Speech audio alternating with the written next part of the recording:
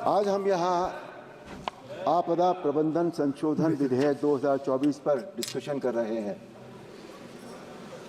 अभी अभी हमारे एक माननीय सांसद जी ने कहा, सभी ने प्राकृतिक आपदाओं की बात की, तो उन्होंने कहा कि आपदाएं प्राकृतिक नहीं होती, मैन मेड भी होती हैं।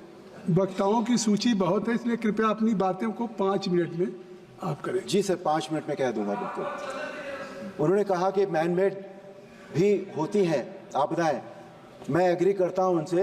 हमारे यहाँ संसद में रोज एक मैन मेड आपदा होती है। कुछ माननीय सांसद जैसे ही लोकसभा चलती है वो चिल्लाना शुरू करते हैं, नारे लगाते हैं, वैल में उतर आते हैं, दूसरे सांसदों पर पर्सनल टीका टिप्पणी करते हैं, नारी शक्ति का अपमान करते हैं। ये आपदा नहीं है सर, मेरे लिए ये बहुत बड़ी आपदा है।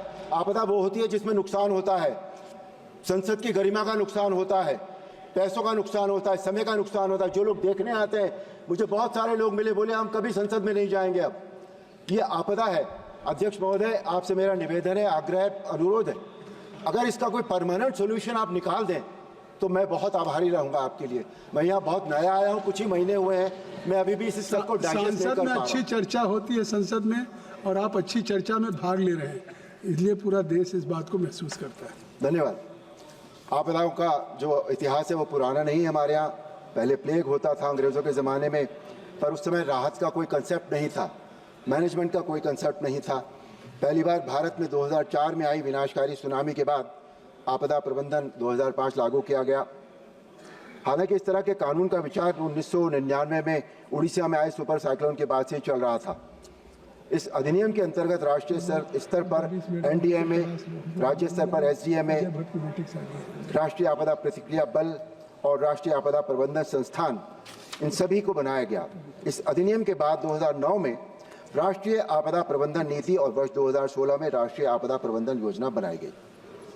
प्रधानमंत्री आदरणीय श्री नरेंद्र मोदी जी के नेतृत्व में केंद्र सरकार ने प्राकृतिक आपदाओं को रोकने के लिए क्षेत्र में जितना महान काम किया है, ये इस बात से स्पष्ट है कि 1999 में उड़ीसा में आए भयानक तूफान में जहां 10,000 लोग मर गए थे, वहीं 2021 में उड़ीसा में ही आए यास नाम के तूफान में, जहां तूफान की रफ्तार 165 किलोमीटर के लगभग थी, वहां सरकार, NDRF, SDRF, प्रशासन तथा सिस्टम सभी के सब अलर्ट मोड में थे।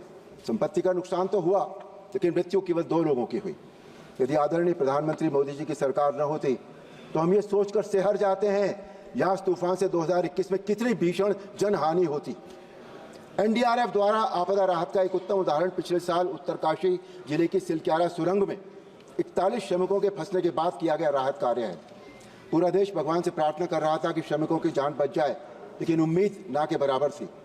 लेकिन आदरणीय प्रधानमंत्री जी ने पूरे बचाव राहत कार्य पर स्वयं निगाह रखी तथा एक असंभव राहत कार्य को अंजाम देते हुए 41 श्रमिकों की जान बचाई गई। सिलक्यारा सुरंग राहत कार्य से पूरी दुनिया हैरान हो गई थी और इससे हमारे आदरणीय प्रधानमंत्री जी की संवेदनशीलता का भी पता लगता है।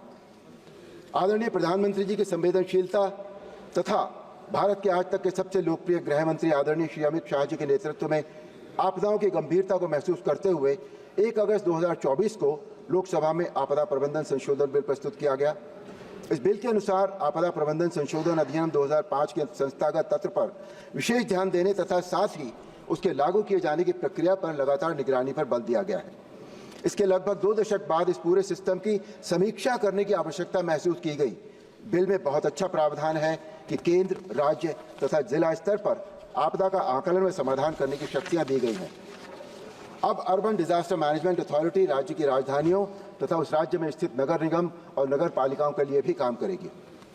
लोकल एडमिनिस्ट्रेशंस और ऑफिसर्स के साथ जोड़ने से मैनेजमेंट बेहतर होगा, ज़्यादा ऑर्गेनाइज होगा, because they know the place and its ins and outs and its problems. ये विधेयक राज्य सरकारों को स्थानीय प्रतिक्रिया क्षमताओं को बढ़ाने के लिए परिभाषित कामों तथा सर्विस कंडीशन के साथ राज्य आपदा प्रतिक्रिया बनाने का अधिकार देता है।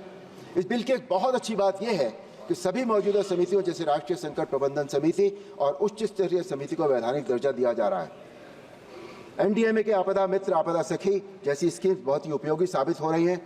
माननीय प्रधानमंत्री श्री नरेंद्र मोदी जी के शब्दों में आपदा मित्र के रूप में युवा जिम्मेदारियां उठा रहे हैं। जहां कोई आपदा आती है तो लोग पीड़ित नहीं रहते, वो वॉलंटियर्स आपदा का मुकाबला करते हैं यानी आपदा प्रबंधन अब कोई सरकारी काम नहीं है, ये सबका प्रयास एक मॉडल बन गया है। बॉटम लाइन ये है सर कि आपदा प्रबंधन विधेयक और इसमें जो भी अमेंडमेंट किए गए हैं वो सभी आपदा पीड़ितों के लिए सकारात्मक साबित होंगे और आपदाओं से निपटने के लिए बहुत ही सक्षम होंगे। कृपया समाप्त। जम्मू कश्मीर में धारा 370 समाप्त करने जैसे ऐतिहासिक कदम उठाने वाले देश के जनप्रिय गृह मंत्री द्वारा प्रस्तुत इस बिल का मैं समर्थन करता हूं। जय श्री राम। जय श्री राम।